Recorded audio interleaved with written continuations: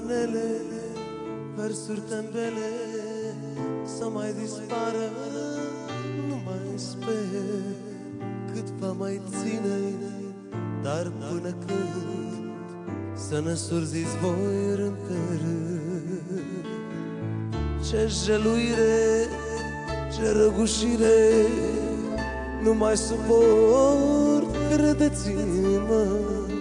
Și știți ce-mi vine, dă-mi ies dă-mi fire, vă rog frumos, calmați-mă.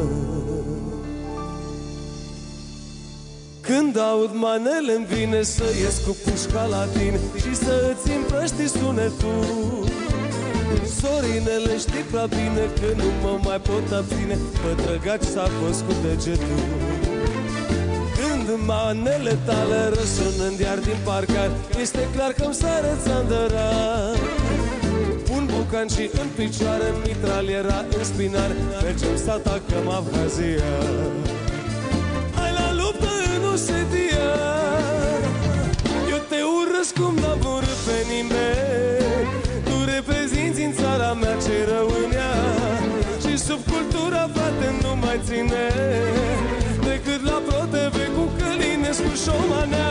Eu te urăsc cum n-am urât pe nimeni. Tu reprezinți în țara mea ce rău în ea, și subcultura, frate, nu mai ține decât la ProTV cu Călinescu Șomanea. Păi tu, măi Florin, să te mai votăm pe tine, să manelizezi Parlamentul. N-ar fi mult mai bine să poți să te ia pe tine, el și Adrian Bătrânul. ProTV-ule, ești mare, pagă cu manele tale să-ți crească mult audiența. Dar acum, din întâmplare, avem doar o întrebare: Sorinel ia mai mult ca Esca? Și cât are leapa Andreea? Eu te urăsc cu n-am urât pe nimeni. Tu reprezinți în țara mea ce rău în ea, și subcultura, frate, nu mai ține decât cu ProTV cu Călinescu Șomanea. Eu te urăsc cum n-am urât pe nimeni. Tu reprezinți în țara mea ce rău în ea, și subcultura, frate, nu mai ține decât la ProTV cu Călinescu Șomanea. Doamnelor și domnilor, vă mulțumesc pentru participare! Huidu, Găinușă, Bebelușele, Dezbrăcatul, Mistrețu, Puștiu, Toni și mariașii de la Cronica, trupa Jukebox. Ne revedem săptămâna viitoare! Pa!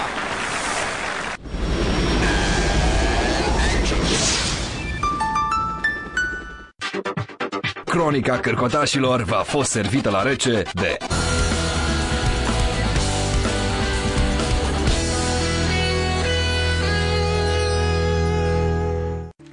mereu manele, versuri tembele, să mai dispară, nu mai sper cât va mai ține, dar până când să ne surziți voi rând pe rând.